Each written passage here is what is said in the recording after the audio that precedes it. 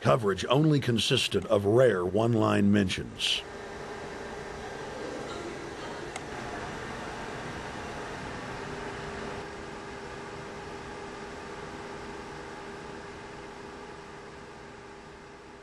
With the rise of the alternative media, their stranglehold on information has begun to slip. On the outskirts of the national capital today, black limousines with darkened windows converged on a hotel where private security guards imposed ironclad control. The limos carried royalty, political power brokers, and industrial titans to a secret meeting that will last all weekend. It's known as the Bilderberg Group. Could their objective be world domination? Every 4 years, Bilderberg meets in North America, and in June of 2006, we decided to travel to Ottawa, the capital of Canada. The site of Bilderberg.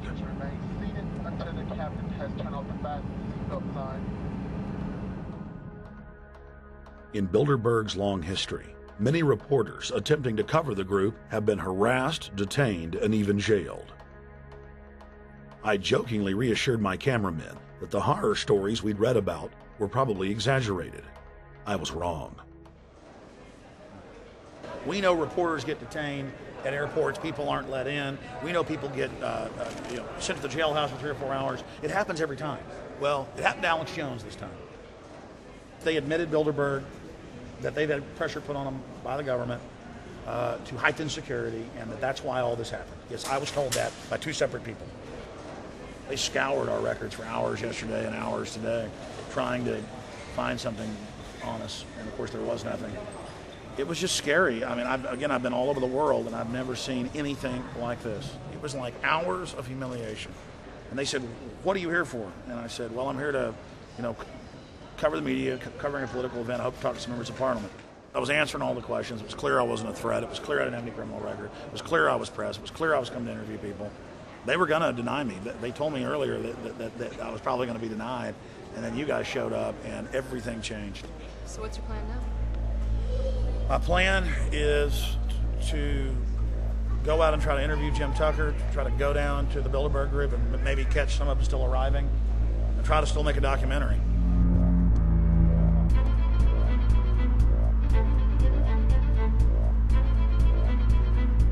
So instead of being here at 8 a.m. in the morning when the Bilderberg Group attendees, the 100 elite of the planet, start showing up, we're going to be getting here about 3:30 or so, and we'll see if we can catch any of the elites coming in.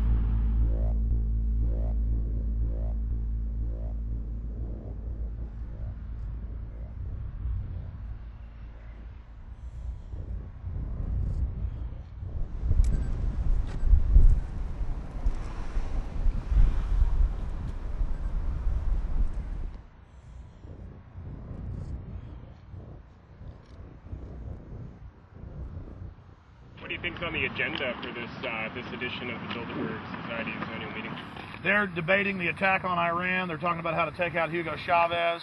They're talking about how to get their American Union in that destroys Canadian, U.S., and Mexican sovereignty.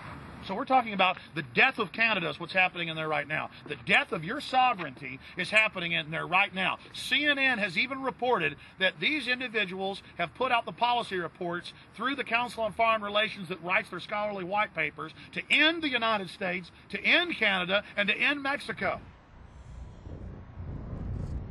About 10 have come in. They've been coming in slowly in typically big black cars with what appears to be bulletproof glass, and we've got a few pictures of some of the people. We're being kept well back from the building by an awful lot of security people, but there'll be more security as this thing develops. Again, just a reminder to stay off the property, okay? I am. This is the line. We checked with the city. Thank you. How you doing? Yeah. Okay. That's the ex-president of Ireland? Maybe? Okay, Danny will know. I came here from upstate New York. I booked a room way in advance. When I checked in at 10 o'clock at night, they told me I had to be out at 8:30 in the morning. And so, of course, I complied to what they wanted. I wasn't happy about it because I had been tired. I drove quite a long way. Then I went down to have something to eat. and I just saw a bunch of security here, and I was wondering what was going on, and I asked questions, and they said they were having a wedding or they were having some sort of reception. So I decided to ask a couple more questions because I thought it was kind of weird. And then I saw them from my hotel window. They were in the back with flashlights looking at the trees, looking up through the trees, and they were also in front of the hotel combing. It looked like combing the hotel. So I kind of was wondering what was going on, and I left. I got up this morning. I checked out. And then the fellow that I spoke with, the last fellow I spoke with, said, well, you'll know all about it in the newspaper. Well, I didn't have to wait because there was a group of people out here telling me everything that was going on. They're not fooling anybody any longer when you've got this many cops, you know, and detaining Alex Jones at the border.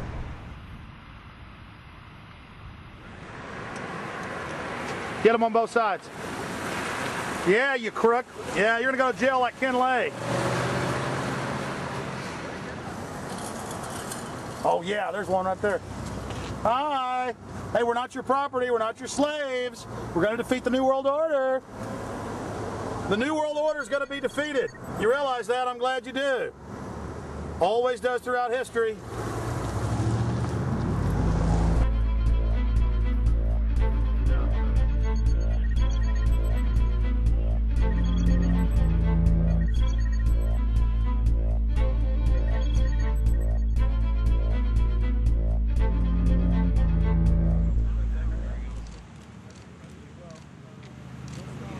The boss. Boss is leaving. Etienne Davignon is the honorary chairman of the Bilderberg Group, as well as the head of its steering committee. The committee he heads selects and invites each year's attendees. In the last decade, the list of attendees has been leaked to reporters by moles on the inside. Veteran newspaper reporter Jim Tucker has been covering the Bilderberg meetings for over 30 years and has physically attended more than 20. We traveled back to our hotel to see if Jim Tucker received the 2006 list. First heard about Bilderberg in 1975, and I said, I don't believe it. That's not possible. Who in hell's Bilderberg? I spent 20 happy years with metropolitan newspapers. All the wires are clicking at my ear. That could not happen without me knowing about it. And the thing that first impressed me most was columns in 1957 by the late, great Westbrook Pegler, widely syndicated columnist. He wrote 2 lengthy columns about how approximately 100 leaders of international finance, heads of state, high public officials were meeting behind armed guards and closed doors on Jekyll Island, sealed off. What are these powerful internationalists doing? And why is it so secret? Why do they have armed guards outside? Why is it sealed off? The newspapers totally ignore it. Not a word. Total blackout in the United States.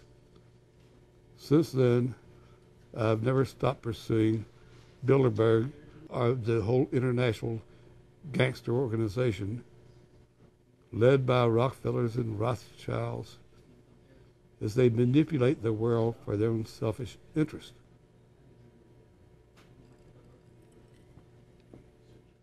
Jim, you've been waiting on the list. You normally get it on the first day. You haven't gotten it. We're told it might come in today. How important is that list? It's absolutely essential, although identifying people outside, as we always do, is important too, to find out who is not on their own list.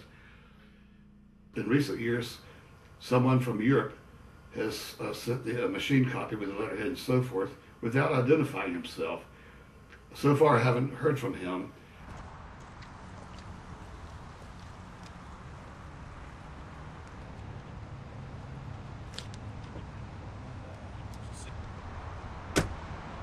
Well, Bilderberg assumed that name in 1954 at their first meeting as Bilderberg at the Bilderberg Hotel. It's a little bit like Shakespeare's As You Like It. They say to Shakespeare, what do you want to call this book? And he says, As You Like It, meaning whatever you want to call it.